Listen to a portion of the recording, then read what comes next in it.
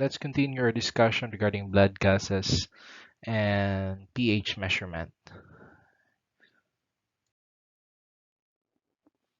So for blood gas analyzers, for pH, PCO2, and O2, the blood gas analyzers use electrodes as sensing devices to measure PO2, PCO2, and pH. Okay, so remember, to determine the levels of pH, PCO2, and PO2, we're using electrodes. Okay, so for example, for PO2 measurement, it's based on amperometric. It's an amperometric method. So meaning the amount of current flow is an indication of the oxygen present. That's for amperometric. Okay, amount of current, okay, flow is an indication of the oxygen present. Now for PO2, we're using Clark electrode.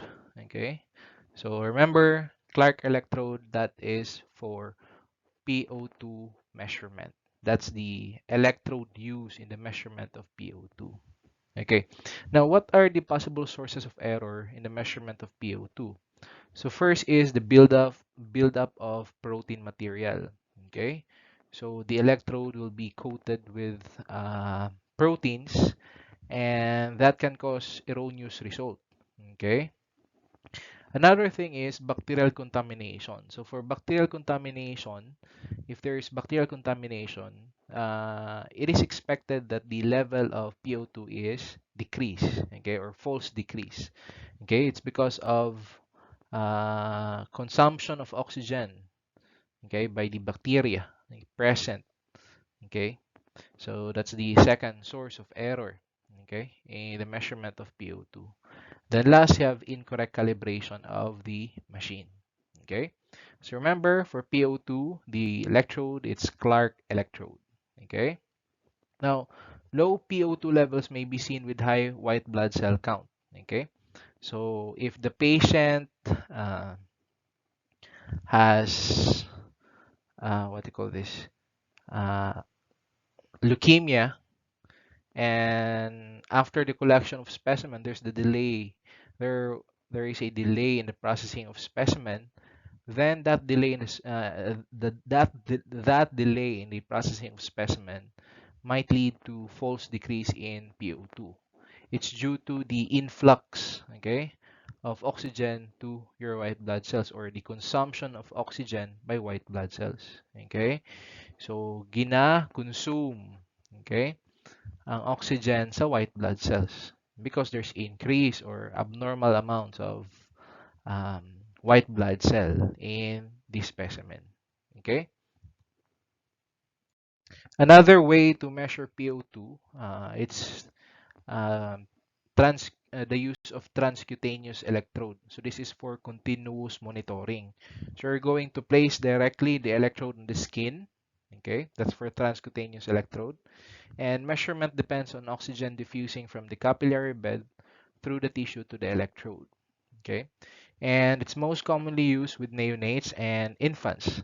It's non-invasive, but there are factors that could uh, affect the accuracy or the precision, okay, uh, in the measurement of PO2. Okay, so first factor, you have the skin thickness, and the second factor is tissue perfusion, okay, or the blood supply, okay, in that particular site. Okay, so skin thickness and tissue perfusion with arterial blood can significantly affect the results if you're using transcutaneous electrode, or this one is for continuous monitoring of PO2. So for PCO2 and pH measurement, it's not amperometric, it's potentiometric. Okay, so meaning it depends on the change in voltage. Okay, so change in voltage indicates the activity of each analyte. Okay, now what are the electrodes used in the measurement of pH and PCO2? So for PCO2, it's Sievering-House electrode. Okay, Clark, that's for PO2. PCO2 Sievering-House electrode. Then for pH, pH electrode that that is being used or that are being used. First, you have glass electrode. Correction, that's glass electrode. That's the electrode used to measure, okay, uh, the change in voltage. Okay. Then for pH measurement, you need two electrodes. Okay. First is the glass electrode, which will be in contact with the H plus, and second, you have the reference electrode. Okay. This reference electrode will be in contact with H plus present in your standard. Okay, not in your sample. Okay. So that's for the reference electrode. Okay. So for glass electrode, you can also use regarding reference electrode, you have two examples of reference electrode. You have the silver chloride electrode and the calomel electrode. Okay, so we have a glass electrode and partner it with silver or calomel electrode. That's for the measurement of pH. Okay, so you have the measuring electrode and the reference electrode. Okay, so that's for pH. Next, regarding quality assurance in measurement of pH and blood gases. So only personnel who have experience with the drawing equipment and have knowledge of the possible sources of error should draw samples for pH and blood gas analysis. So usually the people who are tasked to collect samples for blood gas analysis have the physicians, okay, the uh, PGIs, okay, postgraduate intern physicians, okay, and the resident doctors and also the consultants, but usually resident doctors, okay. Then next you have the nurses in the pulmonary unit, okay. Now, because the collection may be painful and result in patient hyperventilation, so regarding hyperventilation, it lowers PCO2, okay. And remember, the relationship of PCO2 to pH is inversely proportional. So if the PCO2 is low, the pH is increased. So there will be an increase in pH. Okay, if there is hyperventilation, so which lowers the PCO2 and increases the pH. The ability to assure the patient is essential. So during blood collection, you need to assure the patient that the procedure is not that painful. It's There's pain, but dili na na siya ka grabe, inana ka painful. Okay? So we need to establish rapport. We need to uh, try to persuade your patient that the or not persuade, okay? Comfort your patient na lang kana. Okay lang ang procedure. Okay? I think a persuasion it's not appropriate nga term for this. So, you need to comfort ang patient nga okay lang ang procedure, naigamay nga pain, but it's tolerable. Okay? Next, the choice of site or the possible site for the collection. You have radial, brachial, femoral, or temporal artery is usually customary within an institution depending on the predominant patient population. Okay? So, for radial artery, it's small. Okay, so radial, uh, easily accessible. Okay, and it's the most commonly used site. And there's low possibility of hematoma if you're using the radial artery for arterial blood collection. Um, if there is inadequate blood supply to the hand, that may suggest that you need to select another site. Okay, so how to check if there's adequate blood supply, okay, to the hand by performing modified Allen test. Okay, so the purpose of modified Allen test is to check if there's a collateral blood supply, okay, to your hands if, or to your hand, if there is an injury, okay, in the radial artery. Okay, that's the purpose of modified Allen test. Okay, so that's for radial artery, most commonly used site. Okay, it's small but easily accessible and less chance of having hematoma. Next is brachial artery. So for brachial artery, it is preferred for larger volume. Okay, if you need larger volume of blood. The problem with brachial artery, it's difficult to puncture due to the deeper location between muscles and connective tissue. So usually it's present right here. So it's difficult to palpate. Okay, it's deep. Okay, that's why hematoma is common. Okay, deep man siya. So during compression, it's difficult to apply pressure. Okay, so that's the negative thing about hematoma. Okay, but if you need larger volume of blood, then brachial artery is the preferred, okay, site. Okay, and it's not commonly used in infants and children. Okay, that's for brachial artery. Okay, then next you have femoral artery. It's a large vessel, blood vessel. It's superficial and it's located in the groin. It's easily palpated and punctured. Okay, so generally, this is the last site selected in clinical practice. Okay, so the first choice is you have the radial, the next is brachial, then third is femoral. Okay, the problem with this site, it has poor collateral circulation to the leg. Okay, so it's the main vessel that supplies blood to your legs. Okay, that's femoral artery. So there is no collateral circulation. So that's why it's the last option. Okay, increased chance of infection of the site is not, if not, okay, site if not thoroughly cleansed. Okay, presence of pubic hair makes aseptic technique more difficult.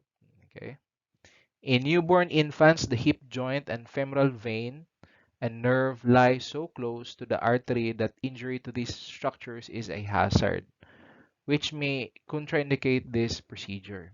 So, femoral artery is not appropriate for infants. Okay, it's because of uh, there's a possibility that you'll hit the nerve. Okay, that is close to the artery. Okay. By contrast, puncture of the femoral artery in older infants and children is relatively easy and safe. Okay, so for newborn infants, it's not advisable to perform um, arterial puncture using the femoral artery. Okay, but for older infants and children, it's okay. Okay, so okay po ni siya for adult patients. Okay. But last ni siya nga option. Okay? Femoral artery. Okay, so the use of venous samples for pH and blood gas studies is not recommended. The preferred or standard specimen is arterial blood. Okay? Now, the recommended collection device for arterial blood samples include glass and plastic syringes. Okay? So regarding glass, glass is impermeable to gases that can alter PCO2 and PO2 values over time. Okay? If plastic syringe is used, it is recommended that the sample not be iced and be analyzed within 20 minutes. Okay? So if you're using a glass syringe, then it is okay, okay, to put that sample in a slurry of ice water. Okay? But if you're using a plastic syringe, okay, it's not recommended that you're going to place that one in a slurry of ice water. Okay. So for plastic syringe, you should analyze it or you should process it within 20 minutes after collection. Okay. But the physician will require you to release the result 10 minutes within 10 minutes after collection. Okay? So 20 minutes is long na siya nga time. Okay? Kaya it's better that you can report or you can release the result regarding blood gas analysis and pH measurement within 10 minutes and give that result to the physician. Okay? So that those results will be beneficial in the diagnosis. Okay? So both dry and liquid heparin are acceptable anticoagulants.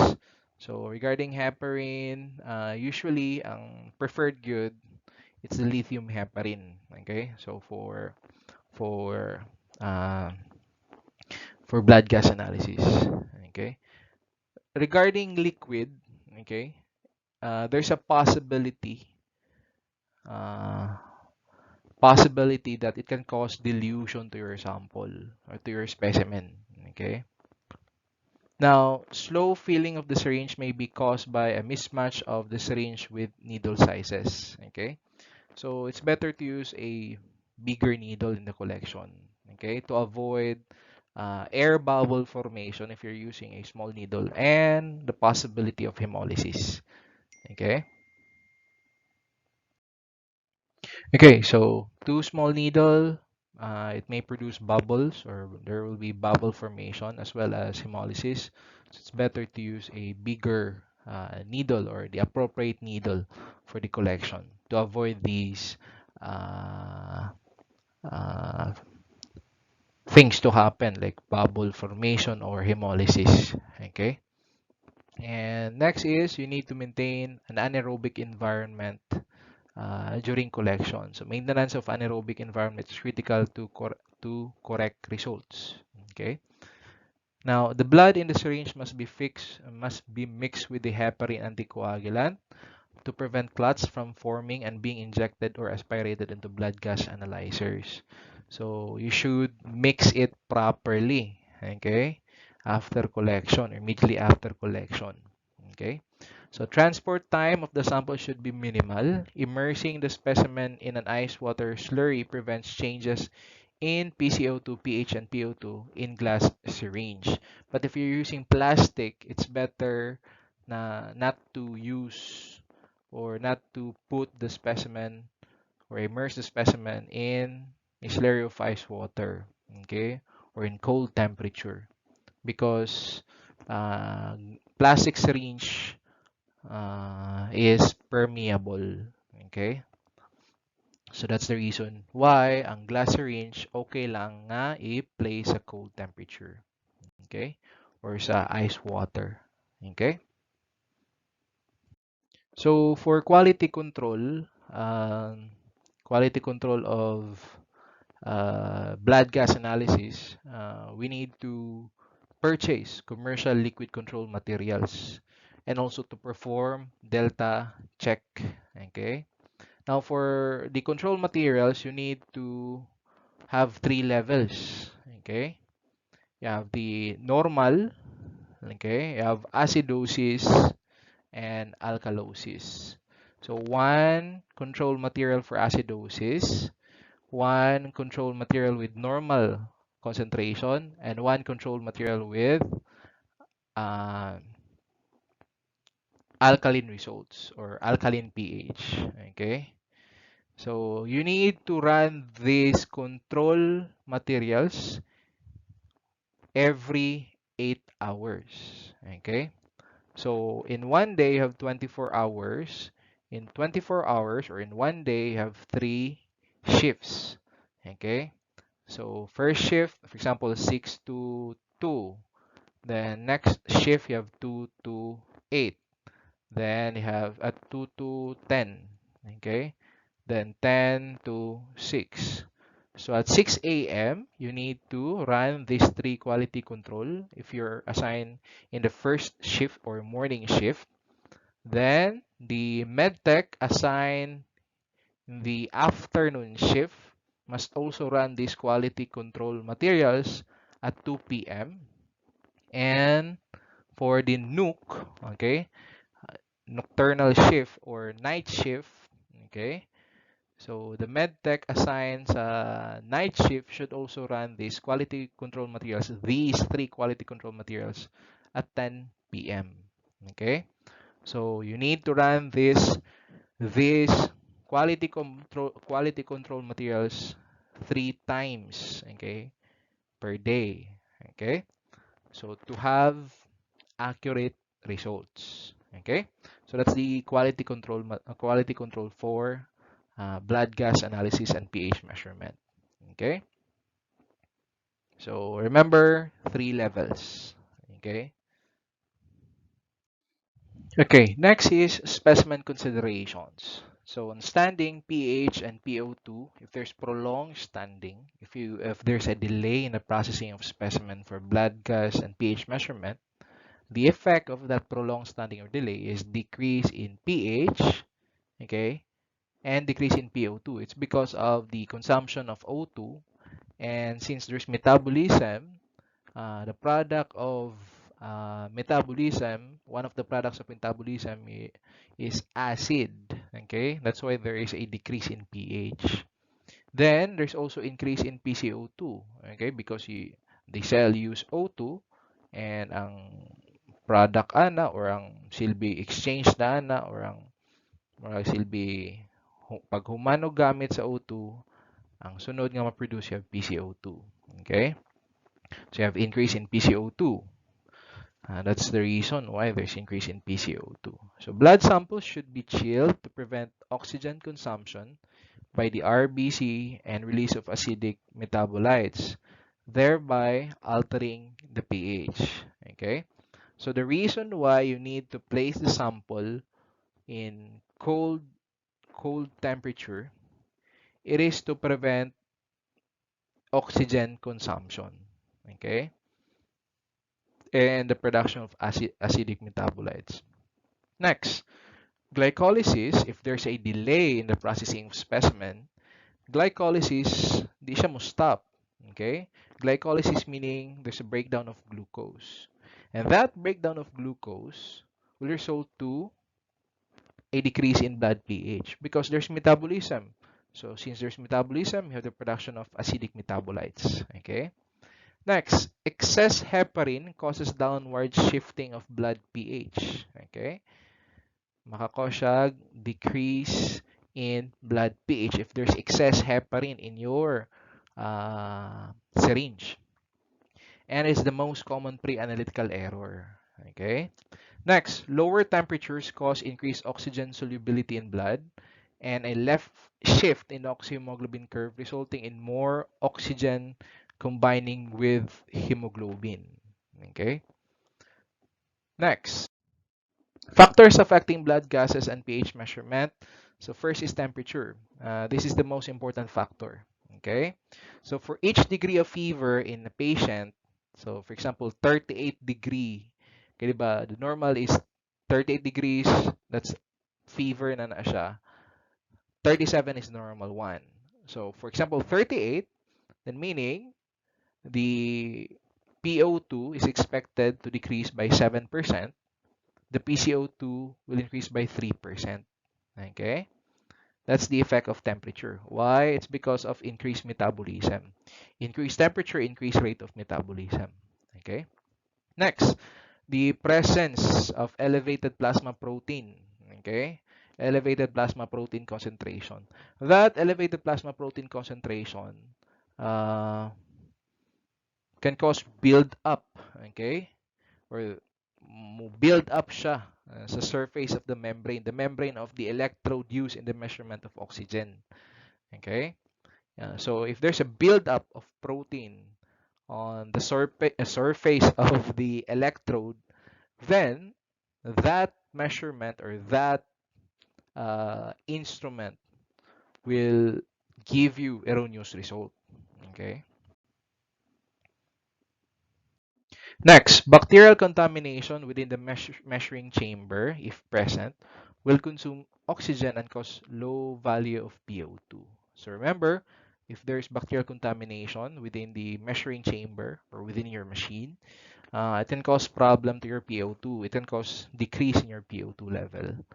Next, improper transport of the blood specimen. When blood samples are not transported on ice, the PO2 changes rapidly than pH and PCO2. Okay?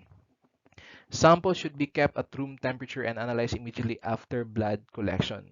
If you're using syringe, plastic syringe, okay? If you're using glass, you can place that one in a slurry of ice water, okay? So, unsay rationaling anong pwede ang glass is because it's impermeable. But if plastic, it's permeable, okay? Next, blood gas results should be back to the physician, preferably within 10 minutes after draw to obtain maximum benefit from them. Okay? So remember, if you're dealing with blood pH, blood gases and pH measurement, it is a stat test. Okay? Meaning of stat, short turnaround time. Okay? Because these results are critical. So usually patients that need blood gas and pH measurement are those in the critical care unit. Okay? Intensive care unit, ICU or CCU, critical care unit. Okay? So that's why it's a stat test. So you need to have the result within 10 minutes, okay? Preferably within 10 minutes so that those results will be beneficial, okay? So I think that's all for our discussion regarding blood gases and pH measurement. So thank you and God bless.